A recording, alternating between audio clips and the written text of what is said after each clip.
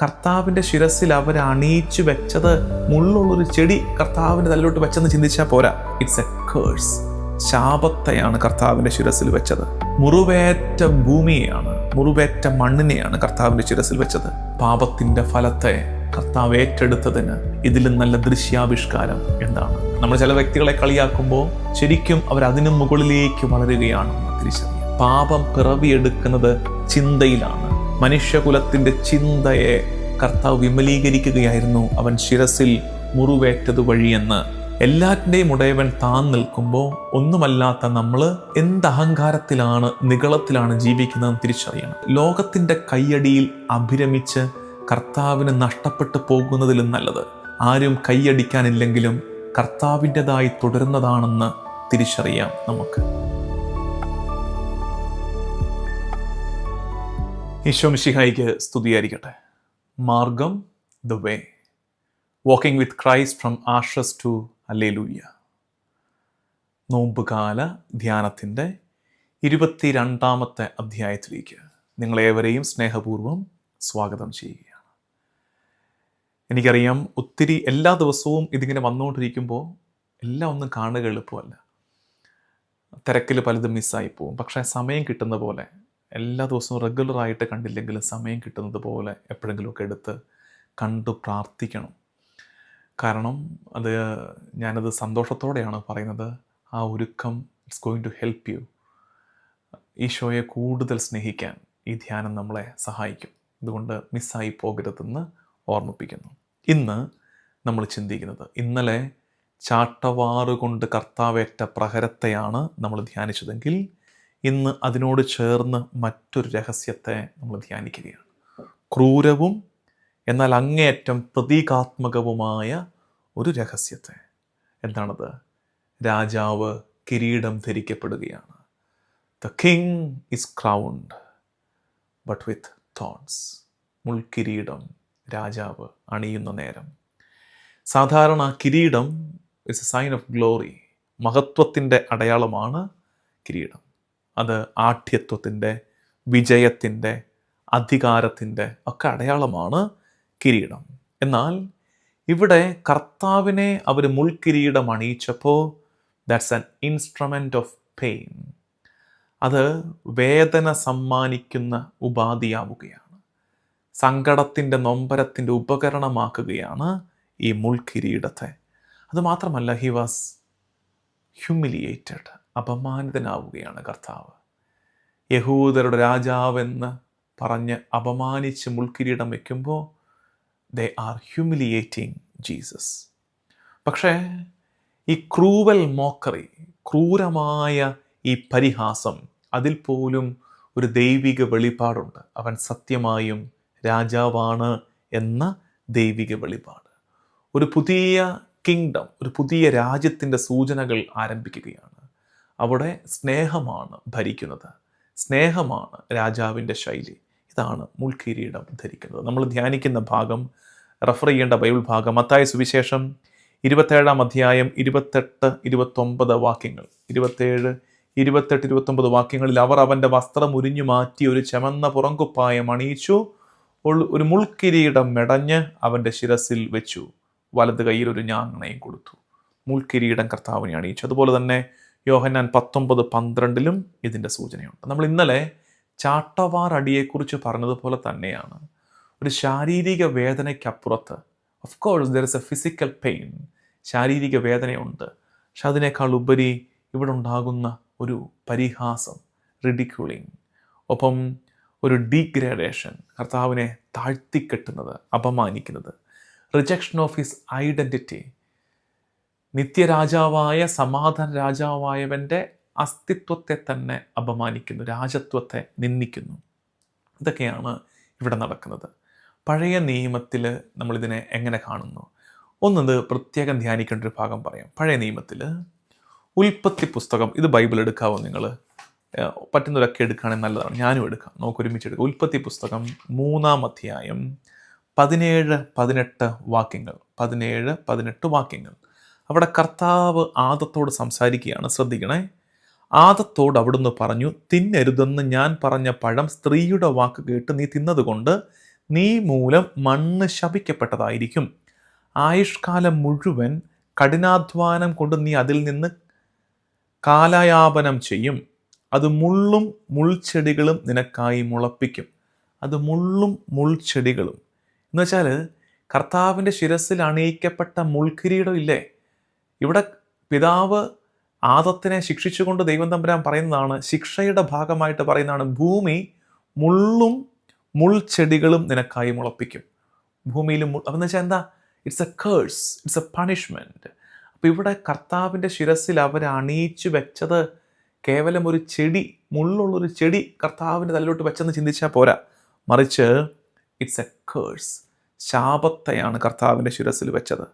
മുറിവേറ്റ ഭൂമിയെയാണ്, മുറിവേറ്റ മണ്ണിനെയാണ് കർത്താവിൻ്റെ ശിരസിൽ വെച്ചത്. പാപത്തിൻ്റെ വിലയാണ്, പാപത്തിന് നമ്മൾ കൊടുക്കേണ്ടി വന്ന വിലയാണ് കർത്താവിൻ്റെ ശിരസിൽ മുൾക്കിരീടമായിട്ട് അണിയിക്കപ്പെട്ടത്. എന്ന് വെച്ചാൽ അതിനെ ഇങ്ങനെ മനസ്സിലാക്കിക്കേ, the curse of Adam is placed upon the head of Christ. എന്തൊരു ചിന്തയാണത്! ദ കേഴ്സ് ഓഫ് ആദം, ആദത്തിൻ്റെ ശാപത്തെ കർത്താവിൻ്റെ ശിരസിൽ കിരീടമായി വെച്ചു കൊടുക്കുന്നു. ആദത്തിൻ്റെ ശാപത്തെ, മനുഷ്യനേറ്റ ശാപത്തെ, മനുഷ്യകുലം വഹിക്കുന്ന ശിക്ഷയെ കർത്താവിൻ്റെ ശിരസിൽ കിരീടമായി വെച്ചു കൊടുത്തതാണ് അവൻ്റെ മുൾക്കിരീടം.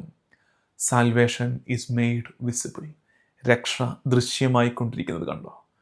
രക്ഷ അന്ന് ഉൽപ്പത്തിയിൽ ഏദൻ തോട്ടത്തിൽ കിളുത്ത മുള്ള്, പാപഫലമായി കിളുത്ത മുൾച്ചെടി, അതിപ്പോൾ കർത്താവിൻ്റെ തലയിൽ വച്ചിരിക്കുകയാണ്. പാപത്തിൻ്റെ ഫലത്തെ കർത്താവ് ഏറ്റെടുത്തതിന് ഇതിലും നല്ല ദൃശ്യാവിഷ്കാരം എന്താണ്? അവൻ മുൾക്കിരീടം അണിഞ്ഞു. മറ്റൊന്ന് നമ്മളെപ്പോഴും പറയുന്ന യെശയ്യാ 50, സഫറിങ് സെർവൻറ്റ്. സഫറിങ് സെർവൻറ്റ്, സഹനദാസൻ കളിയാക്കപ്പെടുന്നു, പരിഹാസത്തിൻ്റെ വിഷയമാകുന്നു. അപ്പോൾ മുൾക്കിരീടം ധരിക്കുമ്പോൾ he is not just wounded but shamed. അവനെ പരിഹസിക്കുന്നു, ഹീ ഈസ് റിഡിക്യൂൾഡ്, അവനെ അപമാനിക്കുന്നു, നിന്ദിക്കുന്നു. രക്ഷാകര ചരിത്രത്തിൽ ഈ മുൾക്കിരീട ധാരണത്തിൻ്റെ പ്രാധാന്യം എന്താണ്? Entire wounded creation is redeemed. മനുഷ്യനെ മാത്രമല്ല, ഭൂമിയെ മുഴുവൻ, പ്രകൃതിയെ, നേരത്തെ പറഞ്ഞില്ലേ, ഏദനിൽ കിളിർത്ത മുൾച്ചെടിയെ, പാപത്തുടർച്ചയായി കിളിർത്ത മുള്ളിനെ കർത്താവ് ശിരസിൽ അണിഞ്ഞപ്പോൾ he's not just healing the humanity but the whole earth, the whole universe is healed by his passion. അവൻ്റെ പീഠാനുഭവത്തിലൂടെ, മരണത്തിലൂടെ സൃഷ്ടി മുഴുവൻ വീണ്ടെടുക്കപ്പെടുകയാണ്. റോമ 8:22 പറയുന്നത്, ഈ പേറ്റുനോവ് അനുഭവിക്കുന്നു സൃഷ്ടി, നവസൃഷ്ടിയാകാൻ, പുതിയ ക്രിയേഷനു വേണ്ടി സൃഷ്ടി മുഴുവൻ, ദ ഹോൾ ക്രീച്ചർ ഈറ്റുനോവിലൂടെ കടന്നു പോവുകയാണ്. കർത്താവ് മുള്ളുകൾ അണിയുന്നു, അതിനാലെ ശാപങ്ങൾ പിൻവലിക്കപ്പെടുന്നു, ഭൂമി വീണ്ടും അനുഗ്രഹിക്കപ്പെടുന്നു, മനുഷ്യകുലം വീണ്ടും കർത്താവുമായി കൂട്ടായ്മയിലാകുന്നു. ഇതൊക്കെ നടക്കുകയായിരുന്നു ആ മുൾക്കിരീട ധാരണ നേരത്തെന്ന് ഓർക്കണം. സെയിൻറ്റ് അഗസ്റ്റിൻ പറഞ്ഞൊരു കാര്യമുണ്ട്. സെയിൻറ്റ് അഗസ്റ്റിൻ പറയുന്നത്, സഭാപിതാക്കന്മാരിലേക്ക് വരാം. സെയിൻറ്റ് അഗസ്റ്റിൻ പറഞ്ഞത്, കർത്താവ് മുൾക്കിരീടം അണിഞ്ഞത് നമ്മൾ മഹത്വത്തിൻ്റെ കിരീടം അണിയാനായിട്ടാണ്. കർത്താവ് മുൾക്കിരീടം ധരിച്ചത് നമ്മൾ മഹത്വത്തിൻ്റെ, ദ ക്രൗൺ ഓഫ് ഗ്ലോറി, മഹത്വത്തിൻ്റെ കിരീടം നമ്മൾ അണിയാൻ അവൻ മുൾക്കിരീടമേറ്റ് മുറിവേറ്റു. സെയിൻറ്റ് ജോൺ ക്രിസോസ്റ്റോം പറയുന്നൊരു കാര്യമുണ്ട്, they mocked him as a king yet unknowingly proclaimed the truth. ഇവരിവനെ കളിയാക്കിയതാ, ഈശോയെ എല്ലാവരും കൂടെ, നീ രാജാവല്ലേടാ, ഇരിക്കട്ടാ മുൾക്കിരീടം. Actually they were trying to mock him, അവനെ കളിയാക്കാൻ ശ്രമിക്കുകയായിരുന്നു. പക്ഷെ അങ്ങനെ കളിയാക്കാൻ ശ്രമിക്കുമ്പോഴും അൺനോയിങ്ലി, അവരറിയാതെ അവരൊരു സത്യത്തെയാണ് പ്രഘോഷിച്ചത്. എന്ത്? അവൻ സത്യമായും രാജാവാണ്. നമ്മുടെ ചില കളിയാക്കലുകളിൽ അങ്ങനെയാണ്. നമ്മൾ ചില വ്യക്തികളെ കളിയാക്കുമ്പോൾ ശരിക്കും അവരതിനും മുകളിലേക്ക് വളരുകയാണെന്ന് തിരിച്ചറിയാം. അതാണ് ഇവിടെയും സംഭവിച്ചത്. സെയിൻറ്റ് അംബ്രോസ് പറയുന്നൊരു കാര്യമുണ്ട്, healing the head of humanity. ശിരസിൽ മുൾക്കിരീടം വെച്ച് കർത്താവ് മനുഷ്യൻ്റെ ശിരസിനെ സുഖപ്പെടുത്തുകയായിരുന്നു. പാപം പിറവിയെടുക്കുന്നത് ചിന്തയിലാണ്. മനുഷ്യകുലത്തിൻ്റെ ചിന്തയെ കർത്താവ് വിമലീകരിക്കുകയായിരുന്നു അവൻ ശിരസിൽ മുറിവേറ്റത് വഴിയെന്ന് സെയിൻറ്റ് അംബ്രോസ് നമുക്ക് പറഞ്ഞു തരുന്നു.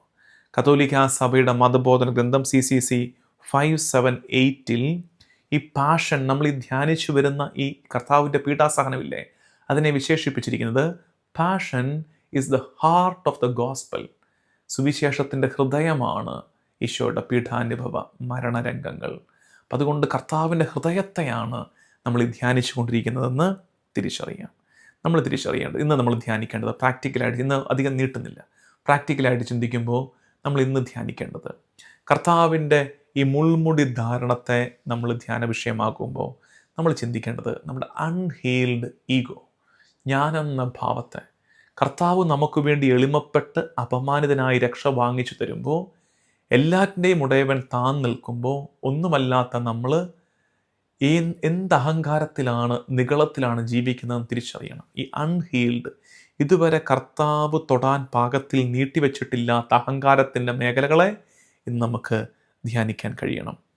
യുവജനങ്ങളോട് പ്രത്യേകം പറയാനുള്ളത്, കർത്താവിൻ്റെ ഈ മുൾമുടി ധാരണം, അവൻ്റെ ശിരസിൽ അവൻ്റെ മുൾക്കിരീടം വെച്ചതുമായിട്ട് ബന്ധപ്പെട്ട് നമുക്ക് ധ്യാനിക്കാനുള്ളത്, യുവജനങ്ങൾ ചിന്തിക്കാനുള്ളത്, your dignity is not applause.